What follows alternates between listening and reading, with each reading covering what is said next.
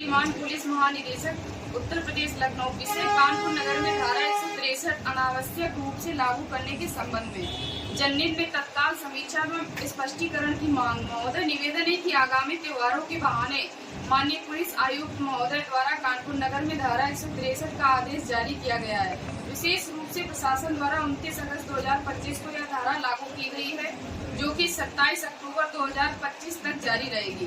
यह आदेश न केवल जनता के मौलिक अधिकारों पर प्रहार है, बल्कि लोकतांत्रिक मूल्यों की हत्या का प्रयास भी प्रतीत होता है। एक जनप्रतिनिधि के नाते बिल्हौर विधानसभा क्षेत्र की जनता की आवाज बनते हुए मैं आपके समक्ष निम्नलिखित प्रश्न रख रही हूँ, जिनका स्पष्ट एवं तथ्यात्मक उत्तर कानपुर की जनता को अविलंब चाहिए। नंबर 1 है त्योहारों का बहाना मात्र। त्योहार पूरे उत्तर प्रदेश में मनाए जा रहे हैं, फिर कानपुर नगर में ही धारा 163 लागू क्यों की गई?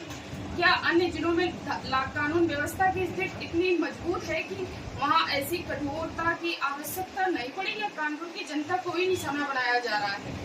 नंबर 2, आवाज दबाने की साजिश। कहीं ऐसा तो नहीं कि राज्य सरकार धारा 163 के माध्यम से जनता की समस्याओं जैसे बेरोजगारी एवं किसानों की खाद की किल्लत पर उठने वाली आवाजों को कुचलना चाहती है? क्या यह सुनियोजित तरीके से विपक्ष की मुखरता को दबाने का प्रयास है, ताकि सरकार की कमियां सार्वजनिक न हो? नंबर 3 है संवैधानिक अधिकारों का हनन। बाबा साहब डॉक्टर भीमराव अम्बेडकर द्वारा प्रतिपादित संविधान में प्रदत्त अभिव्यक्ति की स्वतंत्रता एवं लोकतांत्रिक अधिकारों को दबाने की क्या मंशा है? क्या सरकार का उद्देश्य एक ऐसा नियंत्रित लोकतंत्र स्थापित करना है जहां जनता की आवाज मात्र एक दिखावा बनकर रह जाए? नंबर 4 है किसानों की पीड़ा को अनदेखा।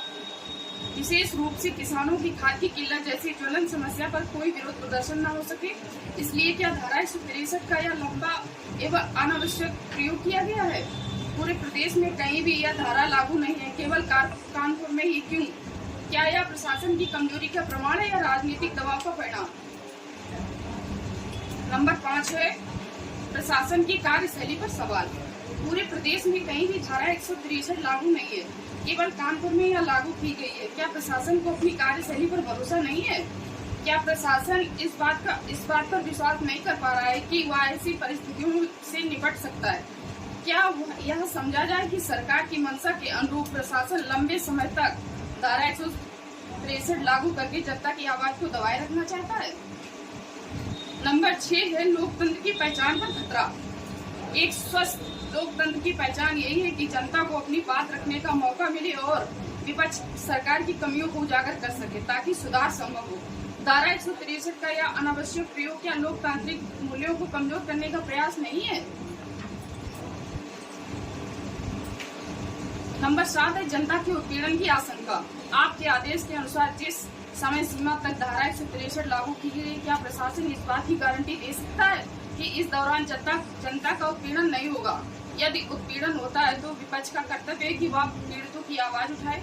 क्या धारा 163 लागू करके पीड़ितों की आवाज को दबाने का प्रयास किया जा रहा है? नंबर 8 है धारा 163 की आवश्यकता पर सवाल। यदि प्रशासन जनता को बेहतर प्रशासन देने में सक्षम है, तो धारा 163 की आवश्यकता क्यों? अपराधियों पर निगरानी रखना और अपराध को रोकना प्रशासन का कार्य है, न कि धाराओं का दुरुपयोग करके निर्दोष लोगों को कैद करना। क्या यह लोकतंत्र और जनता के लिए नुकसानदायक नहीं है? नंबर 9 है लंबे समय तक धारा 163 का दुरुपयोग। आपात स्थिति में धारा 163 का प्रयोग 1-2 दिन के लिए उचित हो सकता है, लेकिन 29 अगस्त 2025 से 27 अक्टूबर 2025 तक इतने लंबे समय तक इसका प्रयोग जनता के हकों की हत्या के समान है। आखिर इतने लंबे समय तक धारा 163 क्यों लागू की गई है? क्या प्रशासन इस दीर्घकालीन प्रतिबंध के पीछे की मंशा को स्पष्ट करेगा? महोदय, कानपुर की जनता इस अनावश्यक प्रतिबंध से आहत है और इसके पीछे की वास्तविक मंशा जानना चाहती है। एक जनप्रतिनिधि के नाते मेरा उद्देश्य जनता को बेहतर सुविधाएं प्रदान करना, व्यवस्था में सहयोग करना, किंतु धारा 163 का यह दुरुपयोग न केवल जनहित के विरुद्ध है, बल्कि लोकतंत्र के लिए घातक भी है। कृपया तत्काल इसकी समीक्षा करें, इसे वापस लेने पर विचार करें और जनता को स्पष्ट जवाब दें। आपके शीघ्र एवं सकारात्मक उत्तर की प्रतीक्षा में।